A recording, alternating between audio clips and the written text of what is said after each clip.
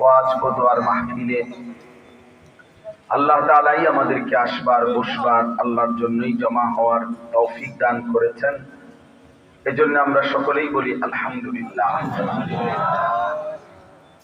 আমাদের পরম শ্রদ্ধেয় বাংলাদেশের অন্যতম বুজুর্গ পীরে কামিল হযরত মাওলানা আশিক ইলাহি সাহেব দামাত বারাকাতুহুমুল আলিয়া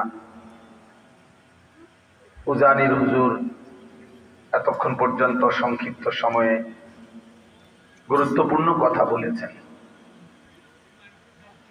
ব্যক্তিগতভাবে আমরাও ওনাকে অনেক বেশি শ্রদ্ধা করি। এই জন্য আসলে শ্রদ্ধা, সম্মান, আন্তরিকতার কারণেই হুজুরের বয়ান আমরাও শুনি মনোযোগ দিয়ে। আল্লাহ তাআলা যে কথাগুলো বলেছেন আমাদের সকলকে আমল করার তৌফিক দান করেন।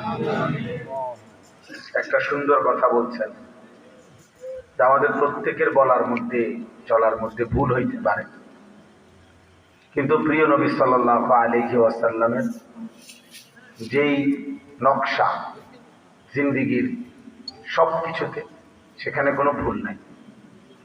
সেটা আল্লাহ পাক রব্বুল আলামিনের পক্ষ থেকেই সিদ্ধান্ত করা।